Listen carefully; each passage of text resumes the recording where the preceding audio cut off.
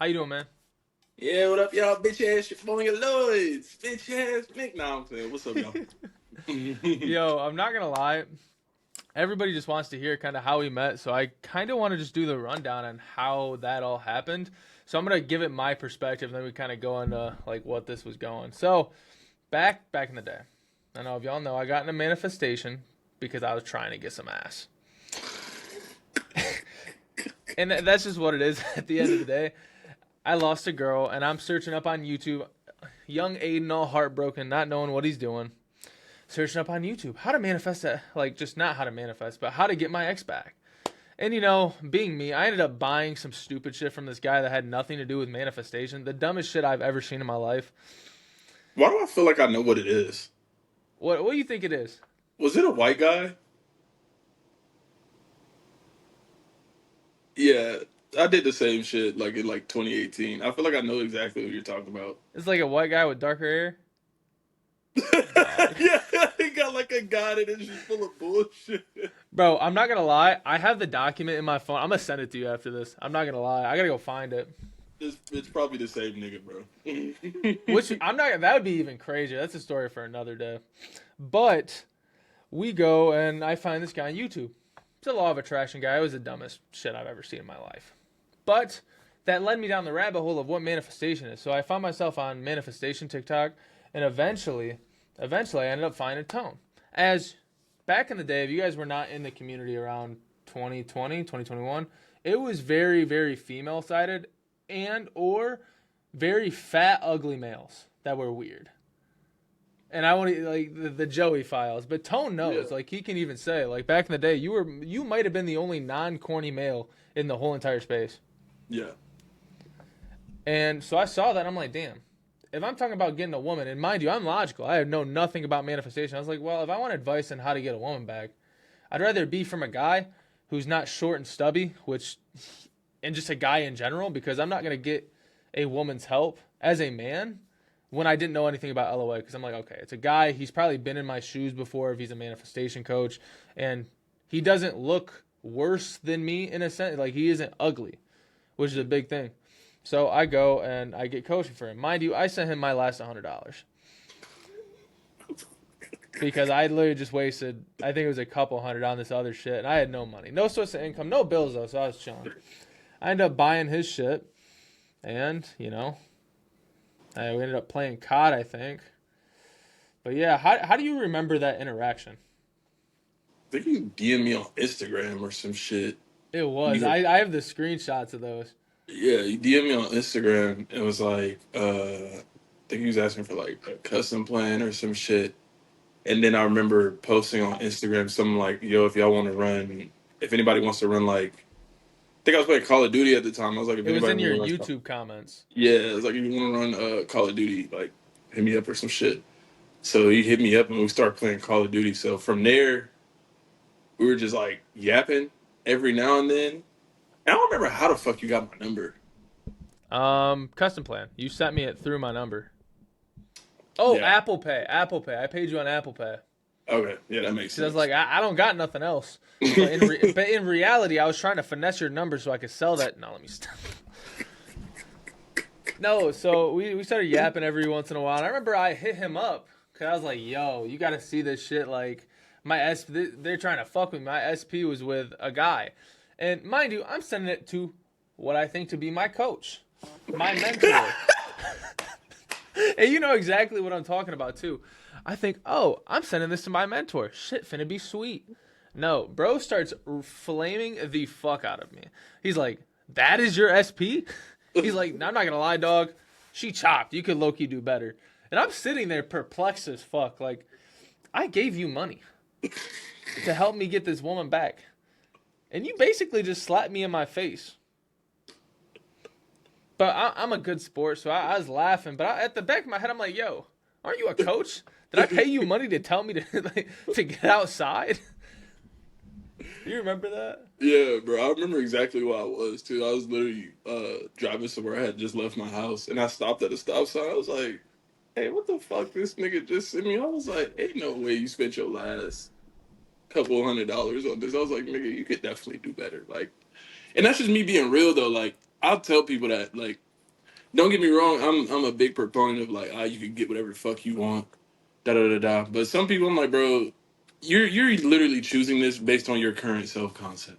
That's how I see a lot of shit. I'm like, you're choosing this based on how you currently see yourself. I'm like, nigga, you can do way better than that. Not gonna lie. Yeah, and when he said it to me, low key, I respected him a little bit more because I'm like, oh, he's a human. Like he has a human element to him, which was kind of refreshing because and I know a lot of you guys can relate in the community. Like you'll get somebody and they're so cut, copy and paste from every other creator in the whole community. So when you talk to them, it's like they're basically copying and pasting shit from a book, Yeah, and like that no should be annoying. realness. It's like there's no real element to it, and that's also why I started coaching in a sense. Because I was like, bro, it seems like everybody's just like parroting each other, like which that still happens now. But I feel like now there's more like authenticity. You could tell people are having more fun with it. But at the time, I was like, bro, some people just don't want to say real shit. Like they want to be like, I call it like the LOA police. They want everything to be like LOA, and I'm like, technically it all is, but at the same time, like there is a human element. I'm like, bro, you could definitely do better. Like that's just from Right, guy to guy. You know what I'm saying? right. And then we went on, and I remember what did you post? Or what was the next step in this? 'Cause I remember there was a couple of things. I think I started making content and I was like trying to do business coaching. Mind you, I'm talking on my ass. I know enough about business, but I should not have been coaching a single soul about it because I didn't know how to coach. I told you why I bought it too. And like I remember I was going through my contacts and I saw Tone. Mind you, I haven't talked to him in a minute. I'm like, you know what? I'm about to shoot a half court layup. I'm about to hit that shit. Right? That's what I said. And mind you, low key, what I told you wasn't even bad. Like No, it logical wasn't bad. advice. I was like, I kind of know this already. You know what I'm saying? Like, Yeah, I'm but just, I don't know, different per se. But yeah, it wasn't bad and advice at all. and I texted Tony. I was like, "Yo, I'm doing business coach and yada yada yada." It was probably like fucking $100 or some shit. He was like, "Yeah, let me think on it. Let me meditate on it." He texted me back. He's like, "Yeah, cool, I'm down." And mind you, he said that because he just wanted to support me, which I get and I understand. So mind you, we get on a call and I'm trying to teach him. I spent hours going and researching the LOA community, like the TikToks. I gave him great logical advice, mind you. Now, knowing myself, if it was the roles were reversed, I'd probably be doing the same shit. That's what I'm saying. But like, but like at the time, like I knew manifestation, but I didn't understand it. I thought it was, oh, I'm gonna do this technique to get this thing. But and I'm sitting there trying to teach this guy something. He is sitting there playing Madden, smoking a joint on this call, being like, "Yep, okay," not even paying attention. I'm sitting there perplexed, to say the least.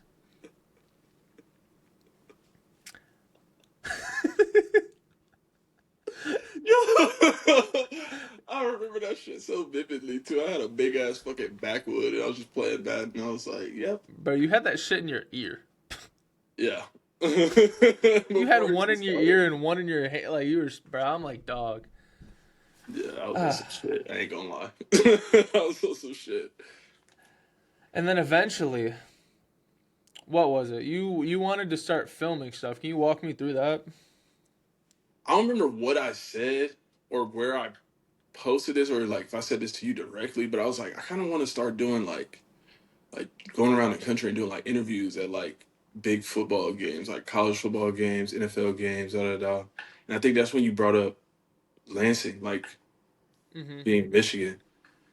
And granted, I know you think like you saying, "Oh, there's going to be a bunch of white girls up here," was what sold me. I was like, "There's white girls in where I live." You know what I'm saying? Like, I was like, "Bro, there's white girls in DC." Like, it had nothing to do with that. I was just like, the thing that made me come to Michigan. I was like, "Bro, that's one place, or in not even just one place, one region I haven't lived yet." Like, I was a military kid. Like, I lived down Mm-hmm. south, lived up north, I lived out west. I've lived damn near everywhere except for like the Midwest, and I've never been to Michigan. So I was like, you know what? That'd be something new to spice up my life. Like I haven't done that shit yet. So that's why I was like, I'm just see what the fuck he talking about. Yeah, bro came up here and, mind you, I ain't have a car. I literally just got done basically blowing my car to smithereens, which will be another story for another day that I won't get into. But I basically just got done destroying my whip. So I don't got a car. So me and my grandpa, we go and pick Tone up from the airport. Mind you, I get out the car and see Tone is tall. Mind you, I thought he was short. Like genuinely, you put a gun to my head and asked me how tall I thought you were gonna be. I thought you'd be 5'7". No. No. Fucking so Tone gets in the car. And obviously we're just feeling everything out. But my grandpa goes on. And I know you can. What was my grandpa doing that whole ride? Bro, just flaming you for like 40 minutes straight, bro. Like, just flaming for no fucking reason. I'm Like, sitting there like, bro must have never been around a black person because this is crazy. yeah. And then, I want you to kind of walk me through how you remember that first day in Lansing. I remember getting out of the airport. The airport was big as shit. Like, not that I've never been to a big one, but like, airport was big as shit. Finally found you. After you got in the car, and like your granddad's flaming you the whole time. I thought that shit was hilarious. Of I was course. like, okay, he's one of them type of white people. Like, I fuck with white people who are cool. Like, that's really anybody, but like, y'all know what the fuck I mean when I say that. There's a certain Yeah. type of white people. It's like, I can't associate with y'all because y'all be on some bullshit. But they're cool as shit. So I'm like, all right, cool. We get out at this gas station, and like, I don't know where the fuck we were in Michigan, but we get out, and like everybody there looked like they were on drugs. So I was like, what the fuck? Like, where the hell am I What at? gas station are you talking? I have no remembrance of this at all. I just You remember don't? getting flamed. No, bro. We stopped at some gas station or like some convenient. I want to say it was like a 7-Eleven or some shit. And I remember we were walking around getting snacks, Was and it in everybody. Lansing? I don't think this was in Lansing. This was like on the way there. Mm-hmm. Um, fucking everybody there looked like they were on hard drugs. So I was like, where the fuck am I at? Like, what the hell did I get myself into? Because I'm thinking like that's where we finna stop at. I was like, bro, what the fuck? Bro was about to book a flight home the next day. I was like, bro, what the fuck? What the hell did I get myself into? But then I remember we pulled up to the building, and I was like, oh shit, like okay, this must be Lansing. So we pull up. I think you gave me like an apartment tour. I was like, oh yeah, this shit gas. You know what I'm saying? Like whatever. Um, and I remember just like opening the window. I actually no, before that even happened, I asked you. I was like, do you know where I can get weed at? Like, Oh yeah, I remember that. And then we walked over to the dispo. yeah, I think it was a sin or pure option. One of It them. was I think it was Ascend. It was the one right next door, not across the street. Yeah, we walked there, got weed, came back. I rolled up, and I remember opening the window, and I just started yapping to everybody that I seen walk in and out of the building, like Mind you, quite we were on the literally. third floor. Yeah, just So talking he's to screaming to people everybody. on the sidewalk walking into the building. Not talking, yelling. Yo, you know what I'm saying? Like that was And that it was pretty much like my first thing. You know, like I was like, okay, this I'm gonna make the best of this because I had already been doing that, like living in DC and Miami for the past couple years. right. So like I was like, bro, this ain't shit. I was like, I'm gonna talk to everybody. Like, And mind you, my perspective on this was my coach. I paid to get a custom plan for him. My coach is now coming and staying with me at my apartment. And he's doing shit that I ain't never seen. Because if y'all know anything about where I grew up in a small farm town. There was no racial diversity.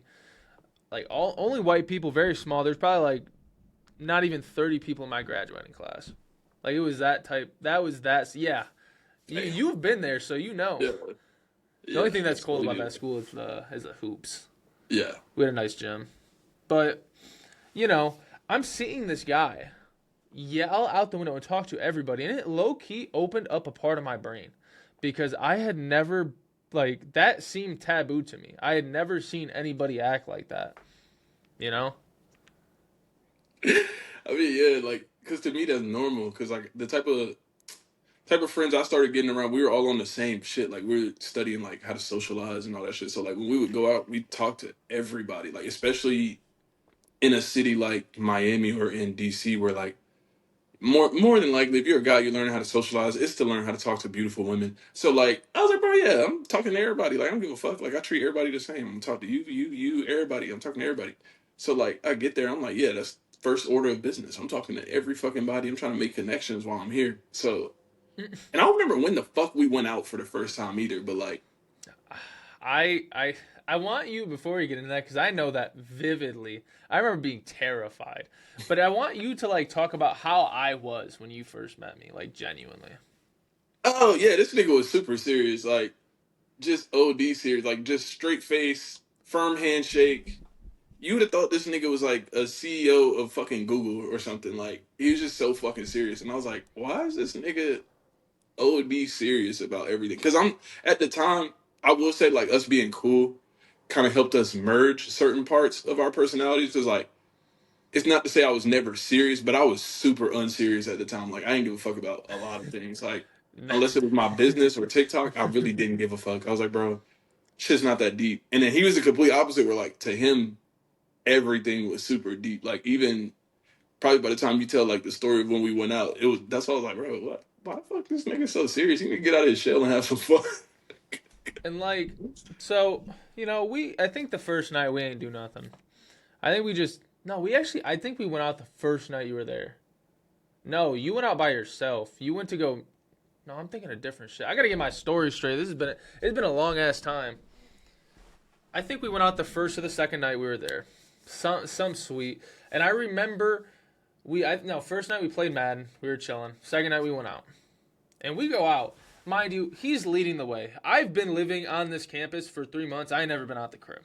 He's walking around like he owns the place. And I'm sitting there and he wants to go into this house party. Bro.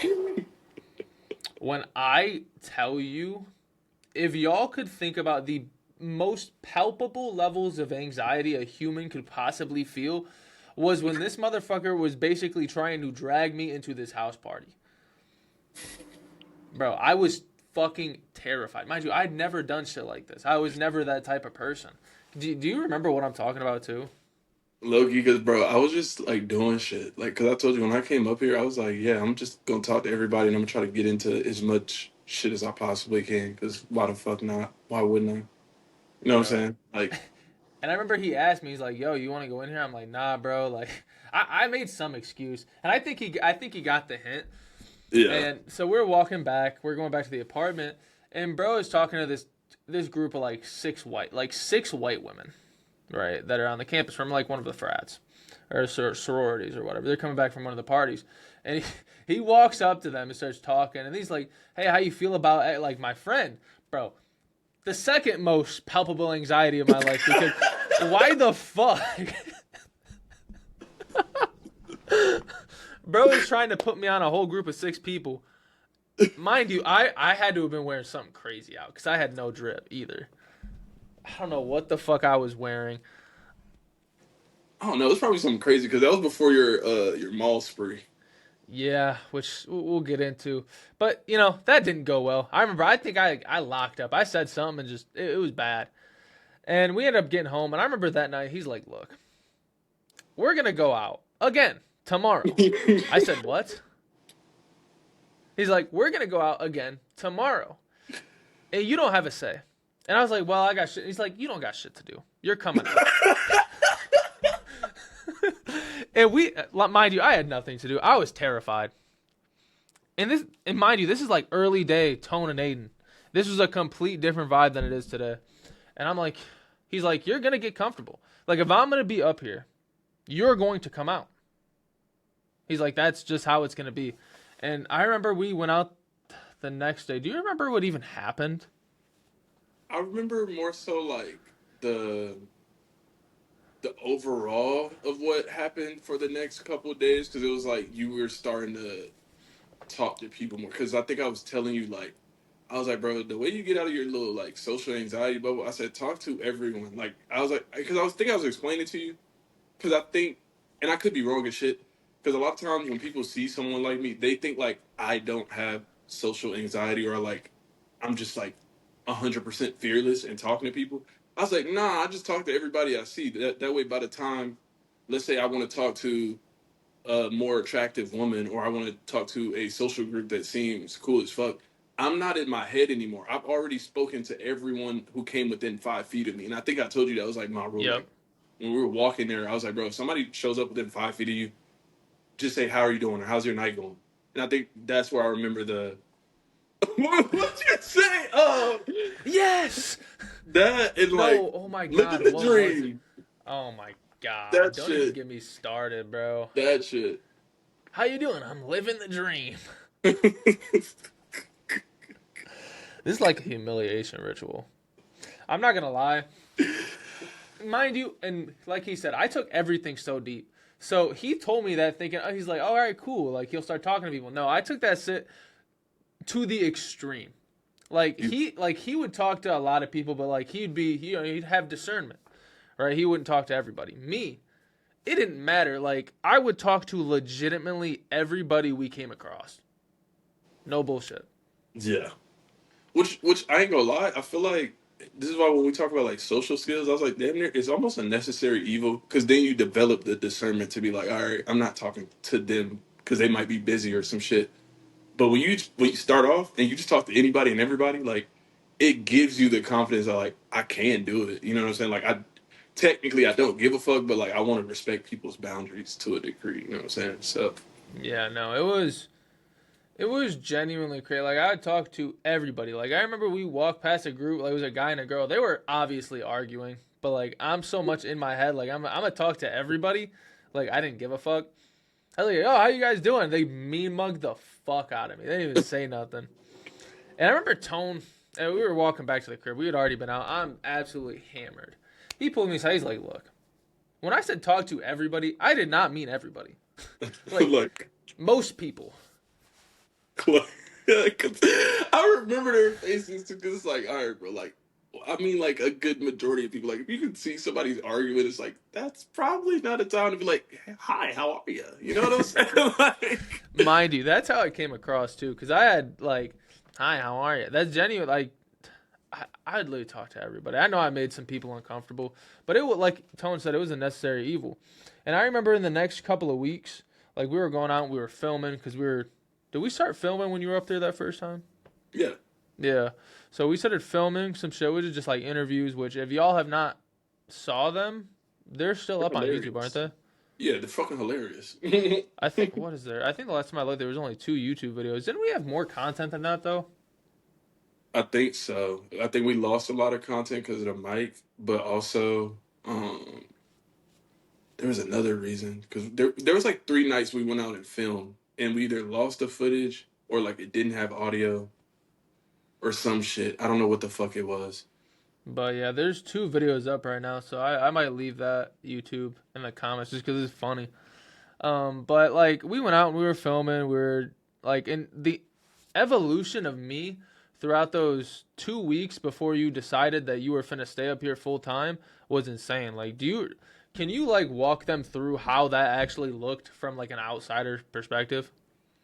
It was basically like this is what I talk about why I like being a coach. I said I watch a lot of people go from like a shell of themselves or like what they think they're capable of as opposed to like I wouldn't even say full potential, but like you watch someone go from in your case, super serious, not very extroverted. Like everything's calculated. Everything's because I remember that's another thing I remember when I'd be like, "Oh yeah, let's go out." You'd be like, "Okay, we're gonna do this at 8:30 and this at 9:15 and this at 9:30." I'm like, "Nigga, let's just play it by ear. Like we'll go out when we're fucking ready." You know what I'm saying? Like No, we need to go out at 8:30 at peak women hours where they're not so drunk and they're kind of drunk, so we can actually get the best type of vibe with the content X, Y, and Z. that type of shit. But like I watched him go from that to being like nigga was wearing Kermit the Frog suits and goddamn Cookie Monster suits outside interviewing people and just like having the fucking time of his life. Like it is two complete polar opposites. And this is why y'all, if y'all watch the video, go watch the interviews. I cannot make this shit up. There's literal footage of this shit. Is that on the videos that are posted? Me in the Kermit suit. Kermit suit, and I think there's some of the Kermit suit I can't post for obvious reasons. But I have it in my camera. You know what I'm talking about. Oh, I can't post that. But the Cookie Monster suit for sure. I think that's the second video. the Kermit the Frog Chronicles. That was the Yeah, Four Loco night. That shit was OD. yeah, it was one of those. And even I think the pinnacle of that, not the pinnacle, but like when I realized, I think he finally let himself like free. And this is what I talk about a lot. I'm like, a lot of y'all need to free yourselves from the shackles of like who you used to be or who you think you are. based on the accumulation of experiences and beliefs you've collected about yourself. It was when we were on the way back one night, and you were just in a whole nother world. I was like, that nigga's actually free. You know what I'm saying? Like, you could tell he was free because it was no longer like everything must be calculated. He was just like going with the flow. And that's another thing. I wouldn't say it's like manifestation related. I guess it's just like lifestyle related. I call it like constantly living in flow state, just like doing what feels good until it no longer feels good and moving on to the next thing. That's what it looked like from my perspective. It was no longer like, hey, everything needs to be calculated. It's just like flow state, which is pretty much how I live all the time. That's why I was like, I don't need a fucking schedule for shit. Like, I just do what I feel, what feels good. You know what I'm saying? Right. But And that's something that I've taken to heart. Like, I genuinely don't be like scheduling out a lot of my stuff. I used to.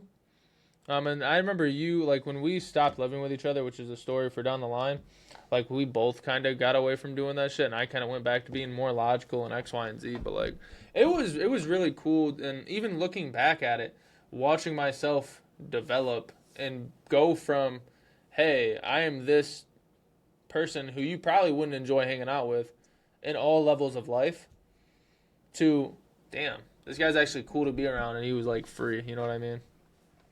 yeah, because we were doing some crazy shit. I'm not gonna lie, like, just just absolutely fucking insane. But yeah, at that point, and even what the fuck was I finna say? That's a lot. The other story people ask about when we went out one night, to the fucking Quality Dairy, and we got that bitch shut down. Yeah, I'm not gonna lie. That was so we go to the store, right? And we didn't have like we pre-gamed at the crib, but as being two bigger sized males, we needed something for why we were out Yeah, getting turned. So we go to this gas station, and I'm under the age of 21 for you guys at that point in time. And so Tone's going to buy alcohol, and I wasn't getting no alcohol, even though I think he was buying me one, but I was with him. And the guy's like, "No, you can't get it." I was like, "Bro, I'm not drinking.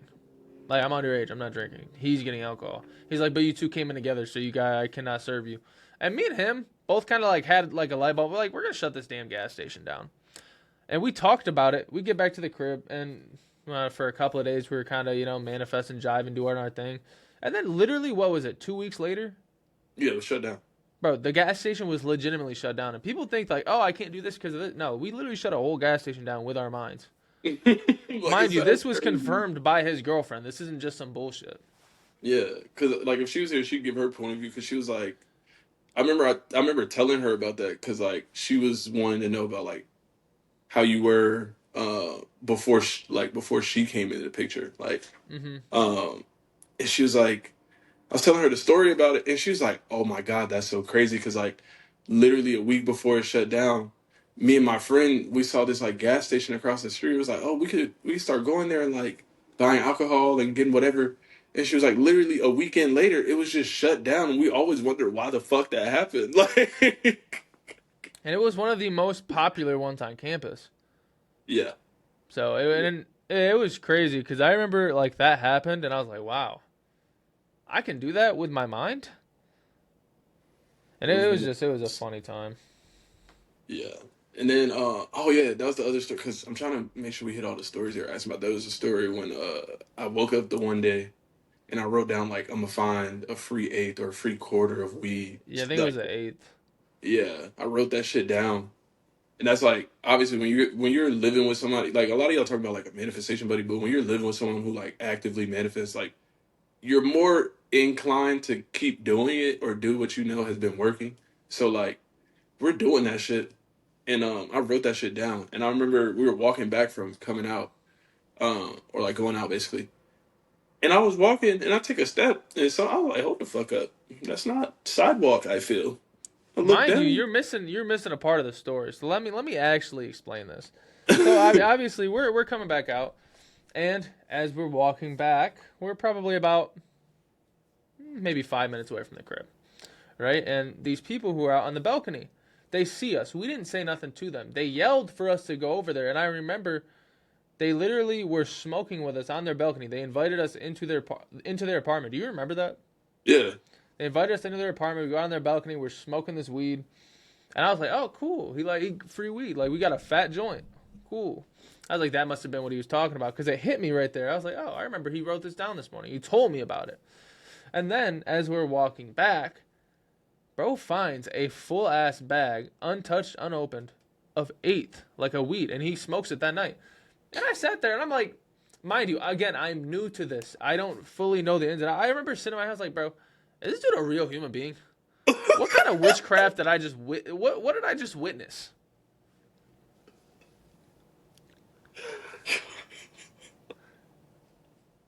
I genuinely like there was that night I disassociated for a second. I was like, dog, is this a real human being? And I'm being so dead ass too. That shit blew me. I'm walking back to the crib like fully dissociated for the rest of the night. No, yeah, like I don't know. It's shit like that. It was just I think was that like most of the but yeah, I think that was like most of what happened when I first came up here. Nah, you're forgetting one. It's the mall. So, Oh yeah, yeah, yeah. The little shopping spree. Yeah, yeah. That shit bro, was so insane.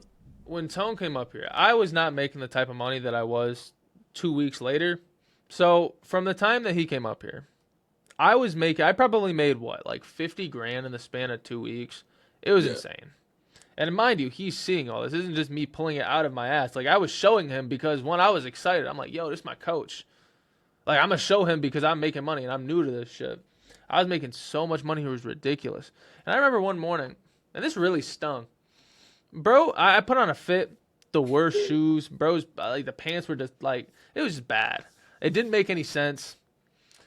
And bro roasted the fuck out of me. And I mean like, oh, like what are you wearing? No, like it was a descriptive roast. Bro, like for every article of clothing on my body. Started from the top all the way down to the bottom to the shoes. That shit hurt. So bro is going fully in on roasting me. And that shit hurt, but then I took back a step and I was like, I make so much money. Fuck is this shit we're talking about? So we go to the mall. And I'm in the mall. Bro, I spent so much money in the mall. Like it was ridiculous. I was buying overpriced shoes, a bunch of cool ass clothes. Tell how much money you think I dropped in the mall in the span of like a couple of days? We went to the mall like back to back to back. I don't even know because like I'm not. I always tell you I'm not a pocket watching type of person. Like everybody, like because I had been around. Shout out to my one friend Ben. He was the first person in my friendship life who I was around that like had stupid amounts of money.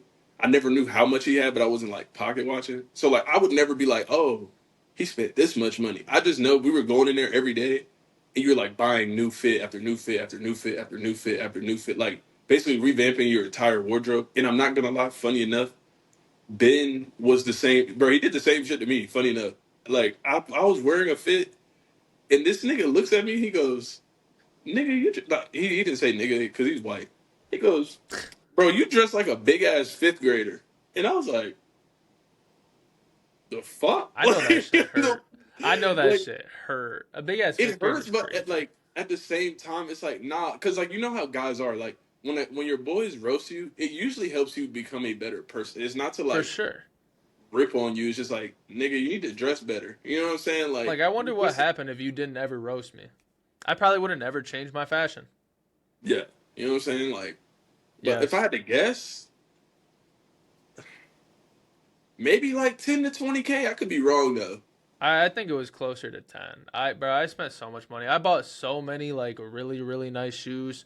Like y'all remember back in the day when the Supreme Air Forces were like hella expensive, like before they had like their second drop. Like I bought those. It was well over $1,000 at a resale shop. I probably got hosed, but like I didn't give a fuck because I had it and I was literally getting like there'd be days where I get 10K, 15K, 20K. Like it was stupid. So I probably spent around 10K. Got a whole new fit. We were going out filming. It was a very good time. And then that's when he decided that he was actually going to come up here full time. And he went home and he came back up here. Yeah, that should definitely a funny ass time. But they y'all definitely if you're watching this, you got to go watch the fucking interviews because then you'll see you like, oh yeah, I see what the fuck they're talking about because that shit was insane. Yeah, no, it was nutty for sure.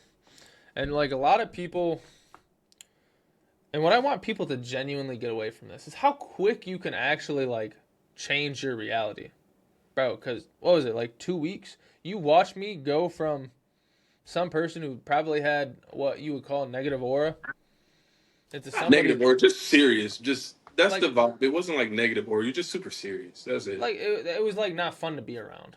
Like I Yeah. was too serious, you know what I mean? I was too like stiff. That's actually a better word. I was too stiff.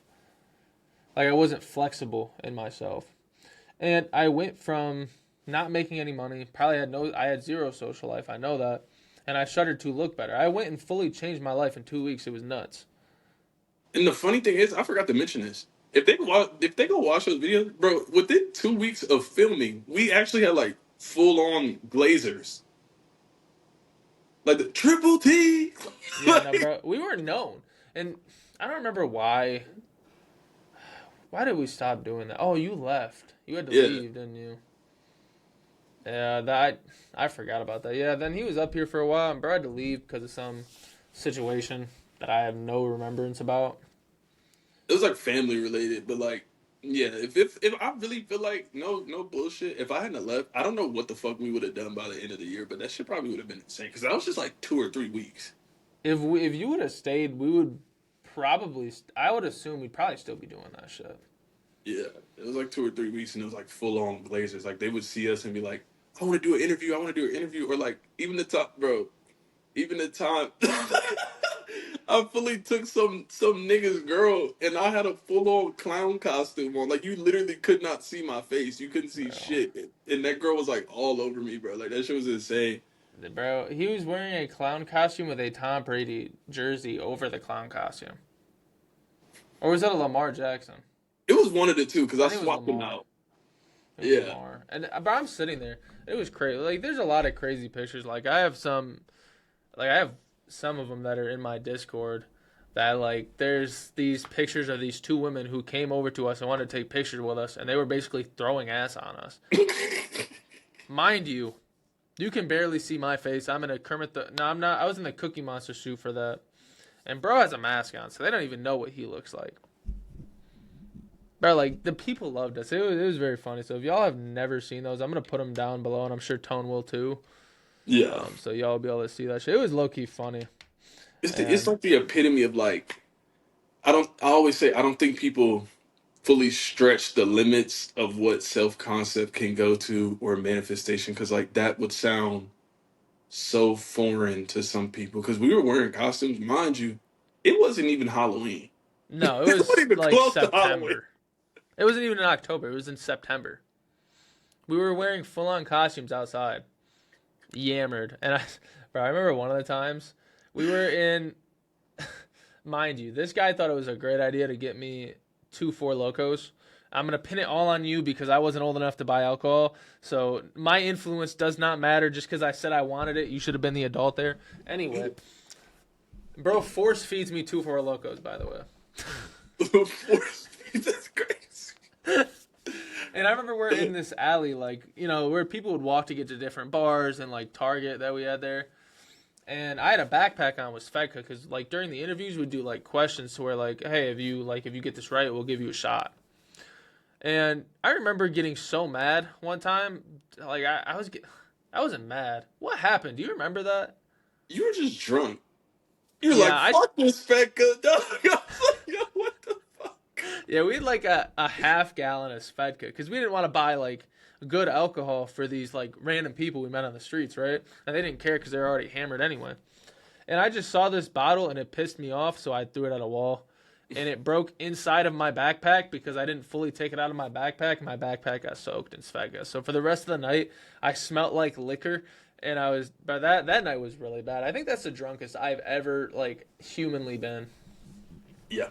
I remember that night specifically from my POV because I remember we were filming and some girl kept like while we were filming, some girl like kept kissing on me. I was like, yo, what the fuck?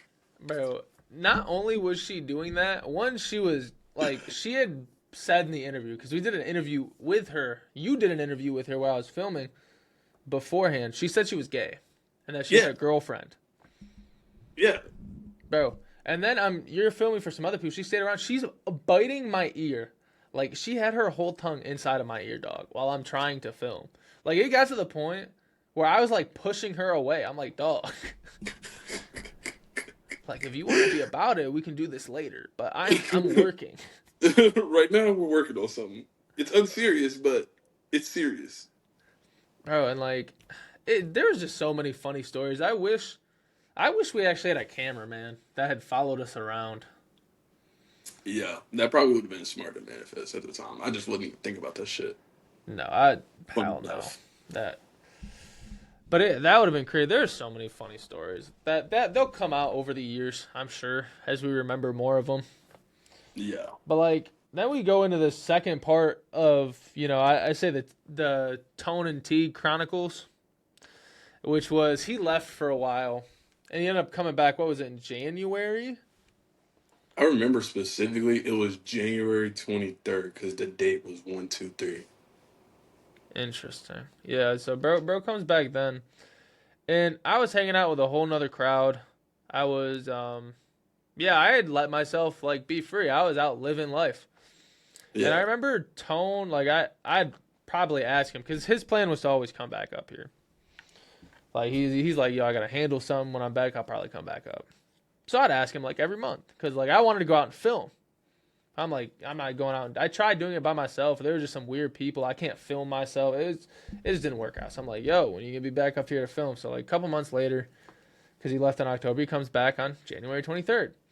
And I want you to like explain the environment because it was a whole new vibe, low key. Yeah.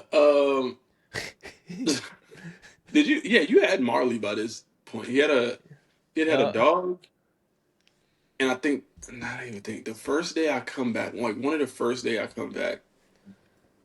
I'm not gonna say her name, but like obviously you were chilling with your girl before she was your girl, yeah, and I think this was it was her and another girl. And like my first day back, I'm just chilling there, and like because he got a new apartment, I'm chilling in the apartment, and I'm like, where the fuck am I at? Like, what the fuck is going on? Because like, bro, I'm gonna keep it so real with y'all. Like, as a black man, sometimes being around white people, you be like, what the fuck is y'all on, gang? Like, what the fuck?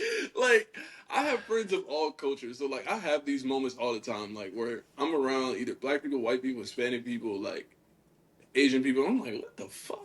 Like, where am I at, and what is happening? Like, so, and there's picture evidence of this, by the way. Like, yeah. I think Well, no, I I took a took a picture with the picture of dog. you. I took a Yeah. picture of you because you were holding Marley. We're posted up in the kitchen of the apartment, and my girl and her friend were making out in the background. And I look at the back, I'm like, hey, what the fuck? All right, what the fuck's going on? And then I want to say, like, not even just like specific experiences, but like, I think this was also the she wants me bad era. Yeah, it Yeah, was. that was an elite affirmation, by the way. Yeah, we literally, no matter what time of the day, like I remember, like there'd be night or days where I wake up and I would just scream that she wants me bad. Everybody wants me bad. No, like it got insane to the point where like I remember I was telling people to try this out, and I think this was like a very niche crowd, maybe like 2023 ish. That was telling them to try this, but like genuinely, it was like being full on delusional, but you make it fun. Like, bro, a girl wouldn't even have to like look in your direction. You're like, yeah, she wants me bad. Like, No, literally, like we'd be out in public, we see a grandma. Yeah, she wants me bad. she wants me bad. And Like, it was you know, funny man. because like we'd see like women that we didn't find attractive, and like I looked at Tony, I'm like, bro, she wants you so bad right now. Like it was just a joke, but then what I noticed, bro, there was always girls over. Bro, it's like every night we'd have No, like a new crowd. yeah, like genuinely, like some of the shit that I was getting into, and like, you were getting into, like sometimes it'd be like meshed together, and then sometimes it'd be like we were all doing our own different thing. Like I don't know, that shit just got wicked. I ain't gonna lie. Like the she wants me bad thing, like it was a joke, because I don't want people thinking like, oh my god, men are being da da da. I was like, no, we're just having fun. We weren't seriously It was going not into like them. an affirmation. Like I mean, obviously affirmations are thoughts. So when we're speaking, everything is an affirmation. But like we weren't sitting there like, oh, how do we get as many women as possible? Like no, we were just fucking around because that was the vibes. Like we had another guy that was with us at the time, Yeah, and that was just the vibes. Like we were just fucking around. yeah. She wants me bad. You know what I'm saying? Like it was funny as shit. Cause like again, when I look back on it, I was like, bro, we dead ass. Like if not every night, every other night there was girls over or a group of girls over to the point where like there's probably a lot of stories I don't even like fully remember. I'm not gonna lie. Like That whole timeline was a blur for me. But that like the reason why it is because we were literally up to something every single night. yeah, just like living life like it was a fucking adventure. Because I feel like that's how it's supposed to be. Like the women are not. Because even the first time I came up there, it's like, were we talking to women? Yeah. Were we always back at the crib with women? Nah, No. not at all. And partially, I'm gonna put that on me because I wasn't well versed with that, and one of my other buddies helped me get a lot better with like socializing with women. Because as you know, bro, he's like completely fearless in that. It's like just like retard Riz. I Yeah, don't know like what I don't to think he cares. no. And like in the time where he left and the time where he came back, I had gotten very, very like I could go out and perfectly perfect it too, man. Before, probably not. Nah, yeah, that reminds me of something. I ain't gonna say it, but yeah, it was one of those type of things. But yeah, that whole era was definitely it was a lot of learning experiences, especially like even manifestation wise. Because like again, I look back on it like I see why a lot of this shit happened. Like not that like any of it was just terrible, because a lot of it was like good learning experience. Because like I even tell the stories. A lot of people who follow me or they're on my lives, I tell them like three different stories about some of the women that I was meeting when I first came up here, Hmm. and like, Which like how are women? you? Like, do you got a nickname for them? Because I remember some of them. It's probably not the ones you were thinking. It was the ones I told you. It was the girl who was like, "Oh, I can manipulate you if I wanted to." Yeah. And then there was the girl that was like, I went to her crib and she got butt ass naked in front of me and was like, "Yeah, you can get naked too and we can sleep together, but like, I remember that, don't." bro. You were like, "Yo, dog, could you come pick me up?" And Yeah, I, I and was then I was like, like, "Yeah, I won't be able to leave for like 30 minutes." You're like, "Dude, I'm getting an Uber." He's like, "This is yeah, I called the ridiculous." Uber so quick after that. I was like, bro, I said, this is a setup. I'm not stupid. Like, and who was the other girl? Go to manifesting on the news.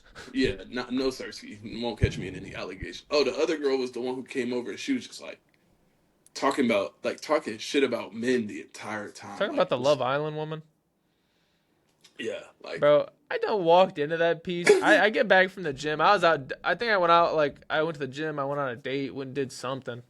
Just fucking around. I come home. It's probably like 9 o'clock. It's snowy outside. Dog is cuddled up on the couch with a woman I ain't even ever seen.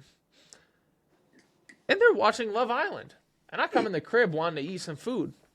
And I'm sitting over there just looking at him. And I'm like, huh. I'm laughing, mind you, like audibly laughing out loud. And he's just sitting there looking at me. And I'm like, oh, so this is what y'all are up to, huh? I remember I he already gave me know one what of this them is. looks like, get the fuck out of here.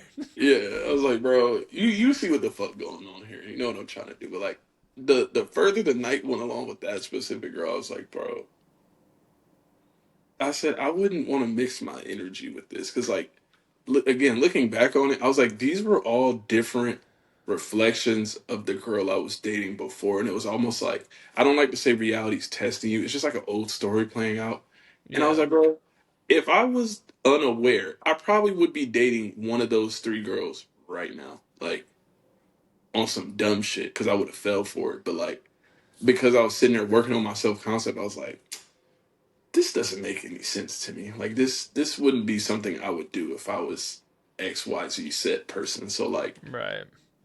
it's that shit, bro. And then your boy threw the greatest lob of all time. Oh, he's about Jordan. Yeah, yeah. Yeah, and I don't get into like anything, but like I just remember like I threw Tone a lob, and now he's still dating that woman. Oh, we didn't even get into like the spring break shit. That's the funniest part of the whole second I saga because I forgot think that that I was forget, like the bro. culmination of everything, Yeah, all right, you start yapping about it. bro. I started telling him I was like, bro, you got to come to Florida like at least once, like. because I tell you all the time, I lived a good chunk of my adult life and some of my childhood in Florida because that's where my dad's from. So I was like, bro, I was like, you gotta come to Florida. Like this shit's insane. Like I think you'll fuck with it. So we end up getting the flights, the hotels, all of that shit. Um, so we fly down there. Like we fly down there, and my sister ends up coming too. I forgot she came, and then one of my boys that I knew back from DC came. That part's important for later in the story because Yeah, it's funny. he's this big black dude, Big like brolic black guy. no, like genuinely big as shit. And funny enough, that's another thing. When I tell y'all about this, you can dead ass look this shit up. Um, but yeah, we all fly out there, and like I want to say first day, I could tell it was like the previous year remix. Like when I first came in September, not when I first came, but like the 2 weeks after that, because it you look like you were alive. Yeah. Like finally I'm out of Michigan because you left Michigan in some fucking hoochie daddy shorts. But I left Michigan, and when he says hoochie daddy, bro, they had to have been 4-inch inseam shorts. Like my ass was eating the shorts alive. Like I'm walking in the snow, and like y'all would have thought my whole mind you, I got a fat ass, but like, bro, like I should not have been wearing those shorts. No. My girl probably could have wore those shorts. Yeah, bro, that shit was insane. Like you'd be like, "Oh, y'all let me dress like that?" It's like, bro, we tried to tell you. You look the same. I was living. No, and I can tell, like, 'cause I still have video footage of like when we touched down and we were walking on the strip, and like you weren't like talking to people, but I could tell you were looking around like ready to talk to people. I think we had just found Chris, ain't it? Because I think he just landed. He pulled Um, up with his suitcase. yeah. We met at the little hotel that we were in, and we were yapping. I remember I was getting ready and I was itching. When I mean itching, bro, I was itching to get out on the beach. And I Yeah. remember we walked down to the beach, and that's when all hell broke loose, bro. Like when I tell y'all, that was probably the craziest little weekend ever. It was nuts. Bro, yeah, because again, I be telling people I have footage of this shit, so it sounds. I feel like to people who don't have like that aspect of self concept, where like, We're gonna include them in the video, so y'all will see. yeah, it was like, bro, this nigga was out here starting Oklahoma drills, dancing with random ass people. Like we would all separate, and when we would find each other, it's like you'd find each other doing the most random shit, like just Yeah. random as fuck. Like I'll like Aiden will go somewhere, I look up like I'll go somewhere and start talking to people. I come back, this nigga's just pouring shots down girls' throats, like just going crazy, or like starting Oklahoma drills, like, and it wasn't even like even with the like pouring shots down girls' throats. It's not even like he was doing it on some like sexual shit. They would just be like, "Oh, can I get a shot?" All you see is boom, bro's just handing out shots like he's a fucking bartender, or starting an Oklahoma drill. You just see him surrounded by like hundreds of people, and you're like, "Hold on, let me." This voice sounds real familiar. Let me make my way to the front, and then the whole time it's fucking Aiden, bro. Bro, it was a fever dream because you know what I'd do? Like, I'd go off on my own. You know, I'd go talk to some women. I'd go, like, mess around, play some sports with some people, just go chatting. And then, you know, I saw a football laying out on the beach. I said, oh, that's calling my name. I stole that bitch. Ain't not a single football in Fort Lauderdale safe from me. And I took the football, and I went and got, like, every time I'd formulate it in my head. I'm going to go get 2 attractive women. I'm going to get them to do Oklahoma drill. And then since they're attractive women hitting each other people will surround. Bro, so every day, no, I think it was legit every day. Every day that I went out, I would go and steal a football. And mind you, there's video proof of this shit. Yeah. Where I'd go and steal a football, and I would have these like the biggest Oklahoma drills on the beach. Like it was the most popular one every single day. Yeah. In there looking like a retired car mechanic. I looked crazy, by the way. I even had women like doing Oklahoma drills with dildos. I was just about to bring that up because I remember showing up to the circle one time. I was like, "Why the fuck are they doing Oklahoma drills with a fucking dildo?" It's a big fucking dildo. bro, like the size of my fucking arm. Like, Yeah, bro, shit was probably this big. I'm like, dog, why do y'all even have that on the beach? Which one of y'all packed that in a suitcase? Somebody had to see that shit go through TSA. That could have been used as a weapon. I would have had to confiscate that and then throw it in the trash. I'm like, how did you get this? Duh. That shit was actually fucking hilarious because I pulled up. I'm like, this is insane. Like, and then there was the fucking, I'm not gonna lie, him fucking up his ACL, MCL, whatever it was. It was low key my fault because I be instigating and shit. Like, Bro, like, okay, so I started another Oklahoma drill, right? No, I didn't start this one. It was a smaller one because I didn't start it because nobody knows how to do it like me.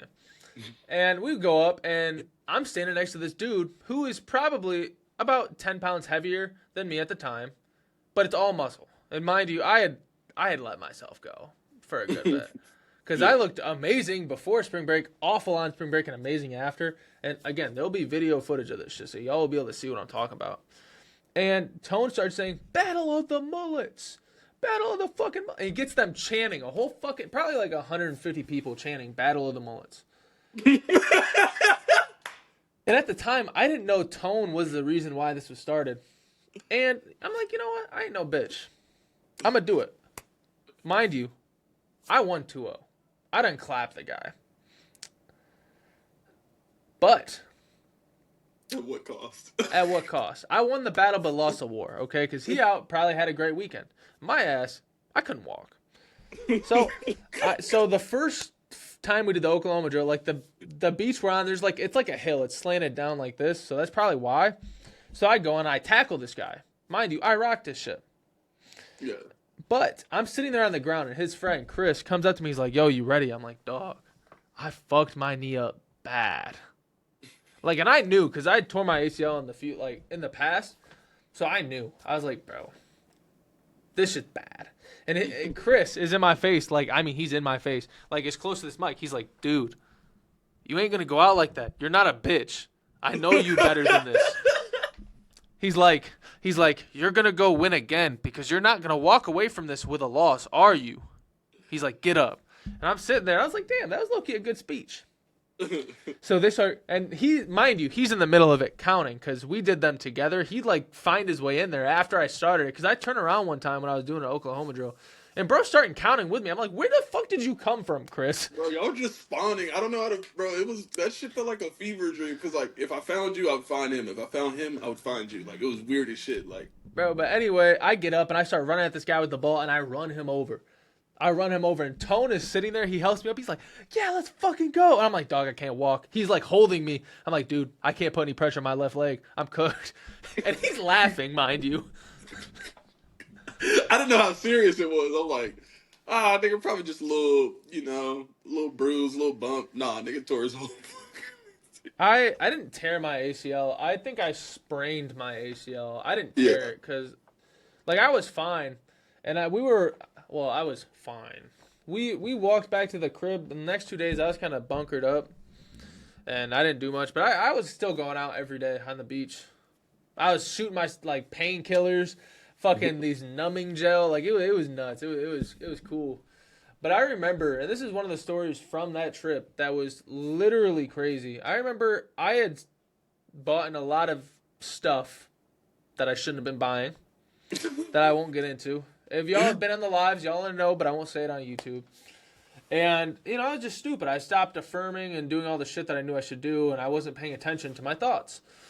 So I realized, I'm like, yo, I have like $1,200 to my name. What the fuck am I doing? Was I not making like 10 to 20K a day back when I first met this guy? What am I doing? And I remember I'm in the crib because I couldn't walk that day. I took the day off. And I'm just meditating and I'm affirming and doing X, Y, and Z. And I get this intuition to bet $1,200 on Michigan State to beat, what the fuck was it? What team was it? It's like like Ovid something. They had that cool white boy. Was it Oakland or was it like Overton or something? I don't know. No, it wasn't Oakland. Oh, it was Marquette. It was Marquette. They faced Marquette in the Second round. It was the 2 seed and like the 11 seed or some shit. And we were underdogs. And mind you, I'm a Michigan State fan, so to me that sounded crazy because we had no business winning that game. But it was like, nah, put 1,200 on it on the money line, not the spread, money line. And I'm like, bro, this just sounds ridiculous. Like, why the fuck would I do that? But I did it because who am I to tell my intuition no? Because it was like one of those ones where it was yelling at me. I was like, all right. And I'm watching the game in the crib. Probably the most nerve-wracking game of my life because I bet $1,200. And mind you, I had no money to my name after that. Like, I bet every dollar to my name. And MSU ended up winning in overtime by like 3 points. I could be mistaken. It could have been regulation, but we ended up winning. And then after that, I started making a shit ton of money on the beach. Like, I was making, $500 here, $2K here, $1,000 here. And it was really cool. But it was another story where it's like, y'all need to trust your intuition because that shit it's actually crazy. Yeah. That shit was fucking nuts. I'm still mad we left right before Chris ended up knocking that dude out. Like, we literally left right before that shit happened. Like, we leave. Yeah. We're going to have to put that video in here. Yeah, because we left because we were like, bro, I'm kind of bored, like, kind of tired of being at the beach, da-da-da. We call an Uber back. And I think by the time we get back, I don't know if Chris sent it to me. I think Ben sent it to me, funny enough. Ben sent it to me. He was like, is this our boy? Because mind you, Ben met his twin brother. So he thinks it's Kush. I was like, nah, bro, that's his twin brother. Like, he's like, aren't y'all out here? I was like, yeah. And he's like, bro, how did you not see this? I was like, bro, we had just left. Like, knocks this dude clean the fuck out on the beach. Like, the guy that was in the ring had no business being in the ring. The bro was probably 5'6", scrawny, probably ain't touched a weight in his life, versus what I would call like this buff gorilla. Like, when I mean that, like, bro would actually throw a right in a, like, bro, he's built huge as fuck. And y'all, no, like, literally like a gorilla, bro. Like, I can't make this shit up. And that's, like, not even on some race shit, bro. He's fucking huge. Like, bro, like, you even said he barely works out. No, they work out the way they work out. Like, if you were to see his brother, though, his brother's bigger than him. So Kush is bigger than Chris? Yeah, Kush is way bigger than Chris. Way bigger? Yeah. It's scary, bro. Like, it's actually scary. Like, those niggas are huge, and they both do MMA. So I was like, I don't know what that nigga was thinking getting into a boxing match with him. But yeah, bro, they're both huge. Like walk around like this type shit. Like, bro, like, I'm a big guy. I'm 220 pounds. I got a good amount of muscle on me, bro. Chris is fucking huge. Yeah. Mind you, I beat Chris. I don't care what nobody says. I'm 1-0 on him for the rest of my life because I'll never see him ever again. Actually, I probably will, but I don't know. I haven't seen Chris in a minute. Bro, like, and this is a story. Like, so when I first got on the beach, bro was low-key, like, pressing me. He was trying to, like, little bro me, and I don't know why he was doing it, but it's kind of like a guy thing, you know? He's with a guy that he knows. He doesn't know me. Yeah, it's like almost trying to see, like, is this guy a bitch? Like, can he actually... Because I think I told you before we came down there, I was like, bro, legitimately, everybody I hang around can fight. Like, I cannot make that shit up. Like, Aiden can fight too. So, but I was telling him that. I was like, bro, everybody I hang around can fight. Like, I'm never scared to get in a brawl or anything like that. If I'm with my friends, I'm not terrified at all. I'm actually going to feel bad for your friends unless, you gotta, Yeah, like a PB. Yeah. We don't carry. But bro comes up on me, and he is pressing the fuck out of me. No, all Diddy. Really? No, let me... No, but bro is like, he's pressing me. And like eventually he's like, you want to wrestle? I was like, hell yeah. So bro jumped on my fucking back. Actually, I don't even think he asked to wrestle. I think he dead ass just jumped on my back and attacked me on the beach. Like as soon as we set our shit down. So bro jumps on my back. I flip him over. We ended up like rolling for a little bit until I got his back and started choking him out. Until he basically tapped. And that was it. He dabbed me up and we were cool after that. He never tried that ever again. And I'll always hold that on my belt. Next time I see him, I'm bringing it up too. No, because I remember watching that shit. I was like, what are these niggas on? Like, what in the alpha male? What the fuck? What in the testosterone is happening right now? I don't indulge in that shit. I'm like, bro, like, I feel like I do it in a different way. Like, I think because I did it with you just by like roasting you. I'm like, let me see if he can handle a joke. Because like You're that's more of the a way. psychological. Yeah, I'm like I like fucking with people or like. Because again, another thing I say with people who hang around me is like, you can't be mentally a bitch. Like I'm sorry, that's just not going to be a thing. Because like if we're out, I don't want you at the same time. I don't want the person I'm with starting a fight because somebody said, like let's say you out and you got a drink. It's like, oh, that's a girl. That's a drink only girls get. Like you're such a sissy and like you actually get mad and start a fight about that. I'm like, bro, can't have that. That's damage control. You know what I'm saying? But Yeah, and it was never that. And that was that weekend. I mean, there's probably a lot of more shit that we just aren't remembering. yeah, But like that was that spring break. That spring break was legit crazy. It was one of the like Tone said it was a very freeing trip. We were low key just living. Besides the yeah. fact that I couldn't walk. Thanks to you. Hey man, this battle of the mullets. It was legendary. And then yeah, what? We came back. And you haven't left since, have you? Nah, I mean, obviously you've like traveled, but yeah, I was yeah. up a few times, but So, yeah, so then what? What would you think the next era would be called? Like the uh, house party era? the house parties. That was before we went on spring break. That was with Josie and all them. What did we do after spring break? I think it was around because that's like mid March. So I Yeah. came back for my birthday. We did that shit. The rest of it was kind of like just chilling with Josie and all them. Like went to the spring games. Yep. Um, We then I both went kind home of for the had summer. women at that point too. Yeah, I went home for the summer. Um, and then that's that point. I think that's when I was starting to go out with Jordan too. Like Yeah. start going and hitting the bars and shit. And I think y'all would be like at the crib. So it's kind of like we were in our own worlds, but in the same vicinity at the Yeah, same because we time. were still living together. I remember I went out with you though when you came back up From the summer or this summer. Yeah, that was an interesting night out. oh. Yeah, I think that was yeah. The story that shall go unnamed. Yeah, it was a fun night out. But we went out and we were chilling, doing our shit. But yeah, that was kind of it. And then ever since then we just kind of been chilling, doing random shit, random side quests. But yeah, that was like the story of Tegan Tone. Yeah. Some slice on like, because they always ask. Like, I'm like, bro, it's too much to explain on a live. I'm not And gonna there's lie. still so much more that we haven't uncovered that I probably wouldn't put on YouTube. We might, low key, we might eventually might have to do something to where it's like a privatized video. Like people got to pay $1 for it. They can actually see like the full unedited version. That way it's like not up to where people can like fuck it up and fuck our YouTubes up. Yeah. And But mind you, it's not like some fucking, I'm gonna say lonely fan shit, but you know what I'm saying? It's nah, just, me and him were low key like we were starting our own and we were just going. Let me stop. Anyway, anyway. Nah, but yeah, that was kind of it. So now into that, like, just a couple of like actual LOA questions for the people who are only here for LOA shit before we wrap it up. Like, what is some of your most interesting stories like in the manifestation community? like success stories. Nah, just like interesting, like damn, what the fuck, like that kind of shit. Okay, so do you mean like things that have happened to me, things that have happened to other people that I've coached, or like, because I don't want to just say some random shit.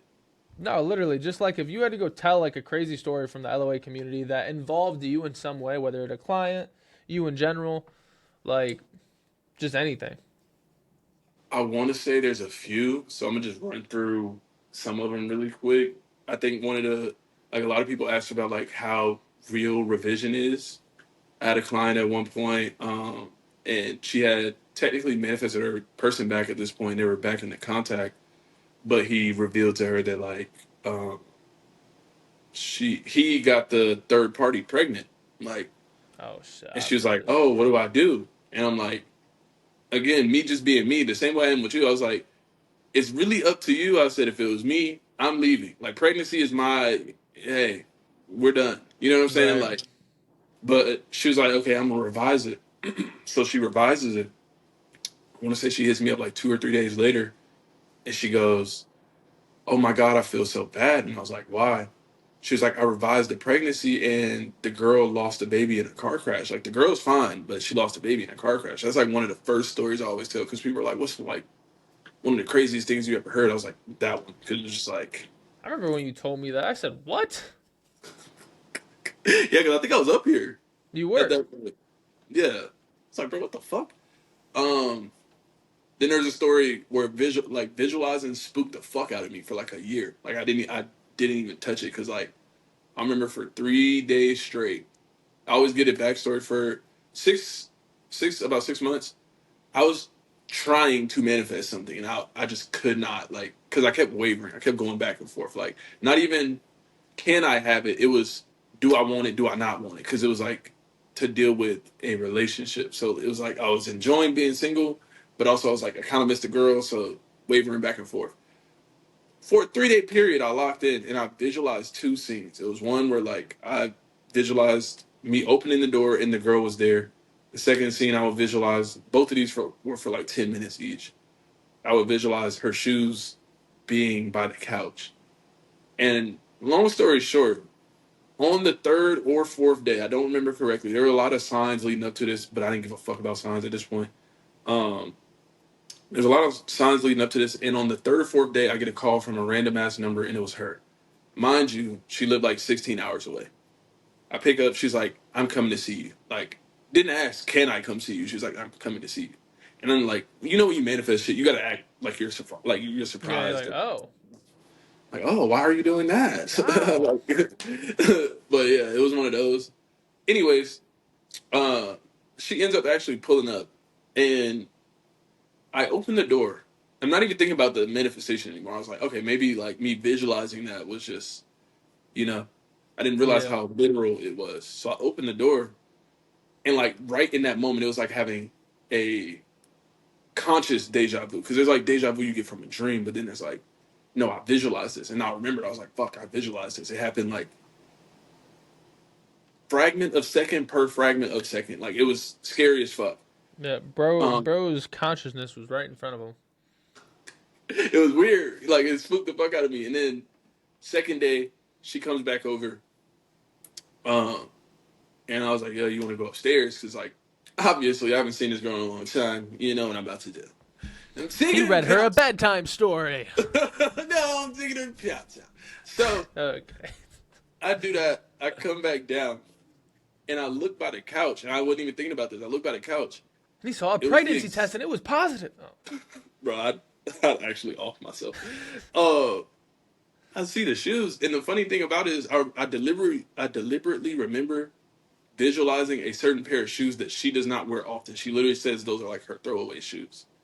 So seeing those shoes, I was like, bro, it quite literally it sent me in a spiral for about 6 months. I'm not gonna lie, that shit spooked the fuck out of me. Like it was that weird to me. You know what I'm saying? Like Yeah, I get that. I get that. I've had a lot of experiences like that. Do you have any questions for me? I have a list actually because I know you just started. I could kind of remember them off top. Obviously we kind of discussed what got you in the LOA, Yep. when you started all of that. Some So ass. I could probably remember like two or three because I know Jordan's probably gonna be back soon. So Yep.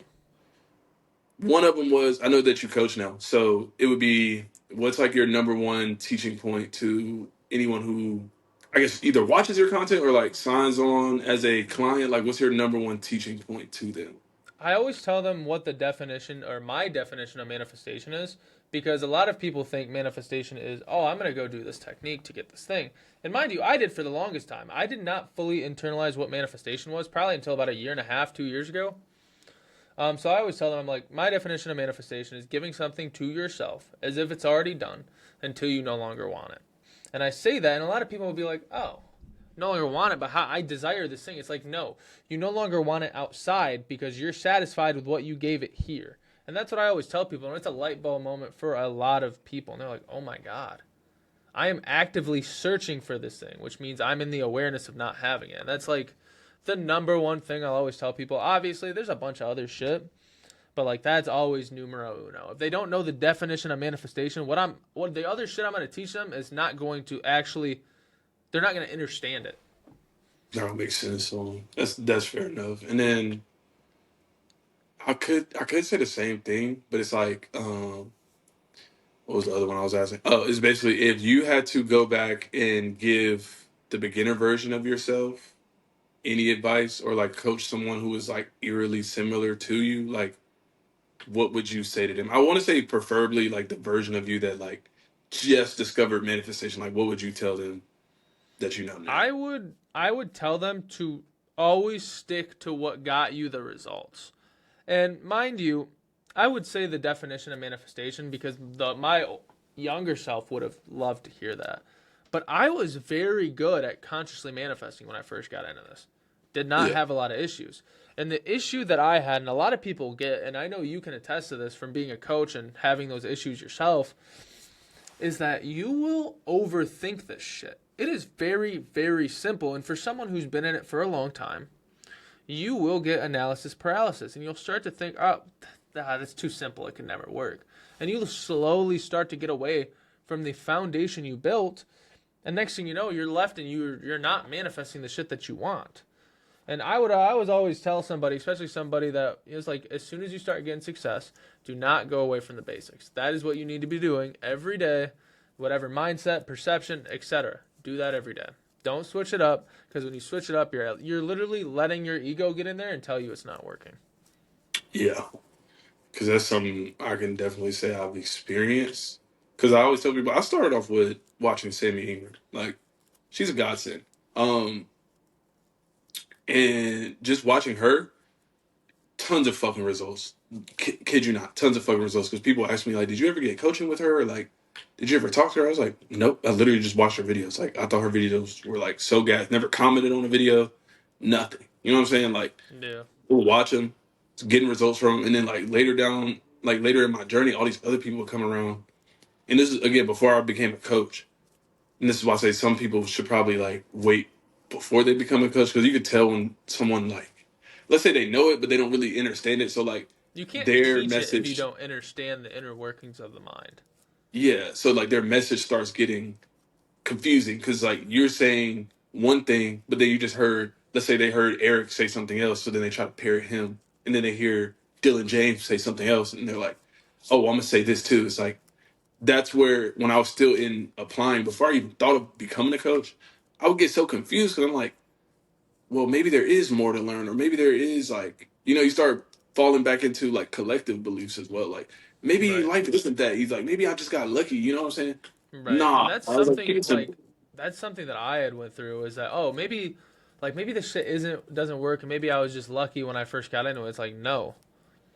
You were just focusing on X, Y, and Z, and that is what ended up happening. That's why I always say go back to the basics. Yeah. What? I think I had one last one. What the fuck was it? Hold on. I can literally see the list in my head. How are you so sexy and Albanian? And can you give me tips on how? Let me. Uh, fuck. What was it? Oh, and I know you've been doing this for a while. So far with like the clients that you have seen get success, what do you see as like the common denominator in success and failure? Like not failure, but like the people who tend to struggle with it. Because I don't think there's such thing as failure unless you quite literally give up on it. You know what I'm saying? They understand the definition. At the end of the day, people who understand the definition of manifestation are going to succeed because they understand that it's not the technique and they can't do it wrong.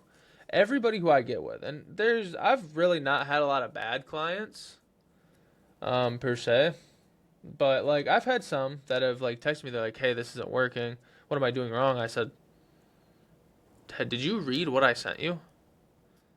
And I'll literally sit there and I'll say that because I'm very like, I'm not an asshole, especially to like people I'm coaching, but I'm very blunt. Like I was like, look, I can feed you this, but it's like it'd be better if you go and read it. It's all there. You Yeah. paid for this. Go read it again. Because you can read something once and only get like 1% of it. Like I always tell people, reread it multiple times. Because if it's in your mind, on your head, you're not actually going to like forget the shit. So I told this woman, I was like, hey, go read it. And she would be like, I just don't understand it. It's not working. I said, do you know what the definition of manifestation is? I was like, right now you want this thing. Like you're actively searching for it and telling me you don't have it. What are you doing in your mind? She's like, well, I affirmed last night and nothing's changed. Partner. Like, so when shit like that comes up, then it's like, okay, you're not ready for this. You're not ready to open up. All Diddy, by the way. You're not ready to open up and receive your manifestations. Because at the end of the day, there are some people who will learn this shit and genuinely cannot process this being something, and they won't actively like go into what people are teaching. You know? Yeah. 'Cause I low key had a client like that recently, and funny enough, she texted me 2 or 3 days ago. Um, Basically a success story. But at the time that I was coaching her, it was pretty much the same thing. She just kept saying like, "I'm affirming, but nothing's happened. He hasn't texted me yet." I'm like, "That's not how this works." Like, and I try not to sound like a dickhead when I'm saying that, but I'm like, genuinely, that is not how this works. I said, you tell yourself and you stop contradicting yourself. I remember on our last day of coaching, I sent her a complete summary of like everything that we talked about. And it was like, Mm-hmm. pretty much explaining what you're saying. It's like, I think I always say this too because of some of the people I've talked to that are coaches. It's like, we pretty much all agree that for the most part, we're all saying the same thing, just in a different way. You call it like the definition of manifestation. I say, whatever the fuck you got to do to get like, give yourself an inner experience and not contradict yourself, go for it. If it's robotic affirmations, if it's 10-minute method, if it's a subliminal, whatever the fuck can get you to stop contradicting yourself, do it. You know what I'm saying? Mm-hmm. Um, she was doing this for like literally the entire week, like to the point where I could tell the mindset she was in. And this is like, I think the point where probably the same thing your client was doing. The mindset she was in, she could read the information, and like I don't think either of us are giving out bad information. She could read the information, and like it was not landing at all because of the mindset she was in. Like she was still in a this doesn't work, nothing works. Mm-hmm. She's thinking like, I hate to say the word do to get, but that's kind of what it was. Like it's like, no, you change internally, you give it to yourself, and then the external changes when you stop being the old version of yourself. You know what I'm Right. saying? I usually say, like I say, you're not doing to get, you're saying I am to be. That's usually what I tell people. Yeah. And that's a bar. But like that really sums it up. It's like, oh, I'm not gonna do this thing to get because that's what we did before we found LOA. Yeah. It's saying I am to be, and then that will be reflected onto thee. You know? Yeah. And I think another way I like it like clicked for me on a deeper level, probably in the last year, was realizing like the moment you go in and visualize, affirm, whatever you call it, you had it at that point. And this is where again I'll tell people whatever the fuck helps you not contradict yourself. I said it's you already had the manifestation the moment you said you had it. This is why some people can go in and say it once, or they only affirm for 10 minutes, 5 minutes. When they understand this, they do that and they don't contradict themselves. When you don't contradict yourself, you would be amazed at how fast you get the materialization of it, because all the materialization of it is just a second experience. When you go in, that is the first experience. So when you start contradicting your, what they call God imagination, it's like the Bible verse, if you deny your Father in heaven, he would deny you of your, you know what I'm saying? Mm-hmm. I was like, bro, that makes so much fucking sense. Like, like it started clicking on a deeper level. Like that makes so much fucking sense. And I want to say, I always like giving people their props. I want to say it was Eric that made that click on a whole nother level. I was like, hold on. Yeah, that's why I got that from Eric as well.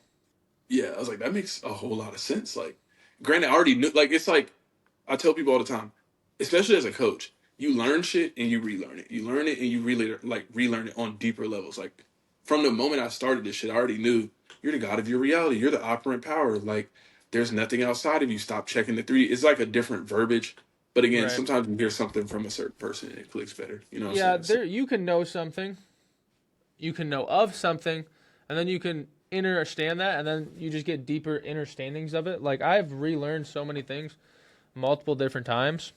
But yeah, I get what you're saying. And then I know Jordan's probably gonna get back here soon. So this one thing I always like to end with, if you could delete, like if you had to delete every single piece of content of you on the internet, and you had one thing left to say, to summarize what you believe about manifestation, what would that be? Oh, that's a tough one.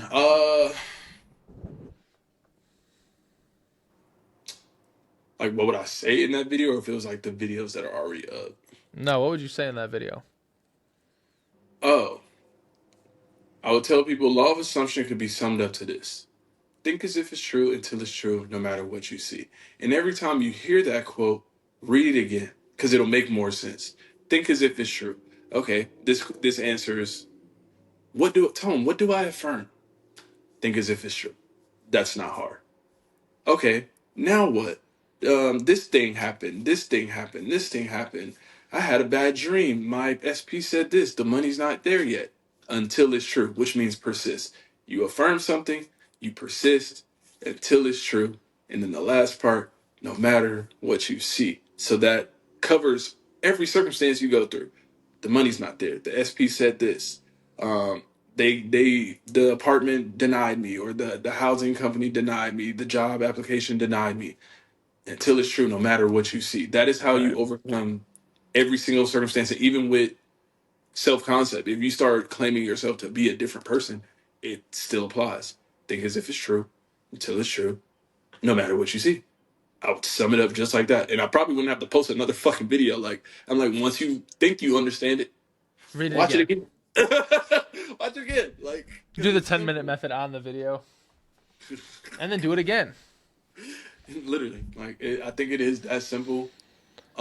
Content can be further explained, or some of those things can be like deep dives. But like, if you really want to keep it that simple, yeah, it's that. And that every time you think you understand it, or like you're like, oh, I don't get it, watch it again, listen to it again, and really, I almost want to tell people start meditating on some of the things that you hear, especially if you know it's good information, because that's what I would do when I would watch someone like Sammy.